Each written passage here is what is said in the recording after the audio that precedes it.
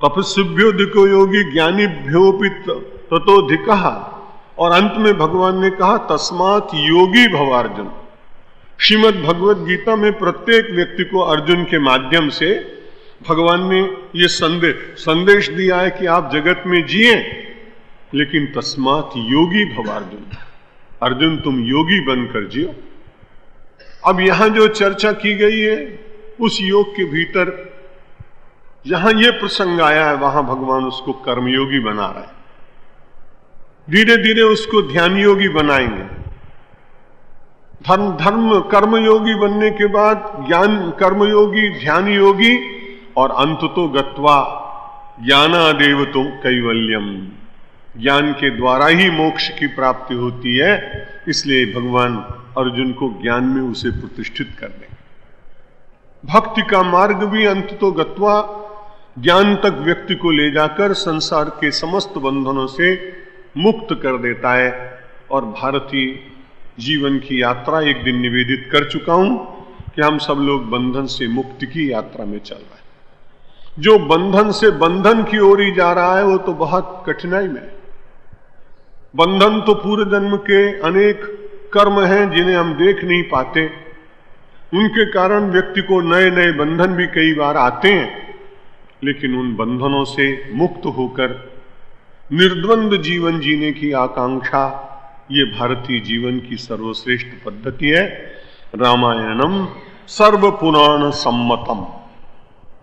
इसलिए महर्षि कह रहे हैं जो कुछ मैं कहने जा रहा हूं वो पूर्व अन्य कई ग्रंथों के द्वारा सम्मत है। निर्धूत पापा हरिमेव यान्ति ते। जो इसका भली प्रकार अध्ययन मनन चिंतन करता है उसका जीवन धुल जाता है। हम सब लोग धुले हुई वस्तुओं को बहुत अच्छा मानते हैं। माताएं भोजन बनाने से पूर्व अन्न को धोती, आप स्नान करने के बाद धुले हुए वस्त्र पहनते हैं।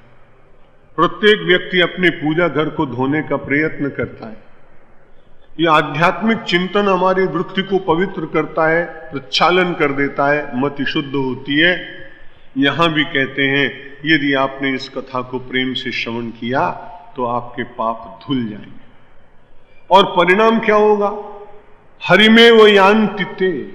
वे लोग परमात्मा को ही प्राप्त करते हैं, क्योंकि मनुष्य का प्राप्तव्य मनुष्य ही नहीं हो सकता है, और मनुष्य का प्राप्तव्य केवल जगत की वस्तुएं ही नहीं हो सकती।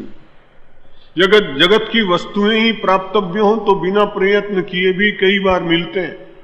पशुओं को बहुत अच्छी अच्छी चीजें मिल जाती हैं।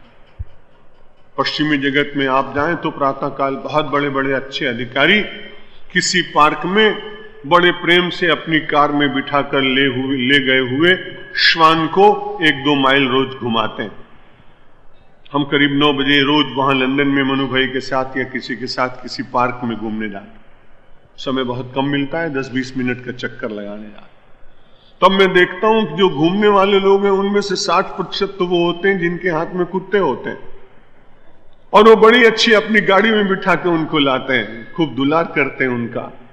अब कोई आदमी ये विचार करने लगे कि भाई लौकिक दृष्टि से कार की प्राप्ति बिठाने वाला आदमी अगर ये प्रारब्ध का सबसे बड़ा योग हो तो फिर मानव को विचार करना पड़ेगा कि इंग्लैंड में कुत्ता बनने की आकांक्षा करनी पड़ेगी।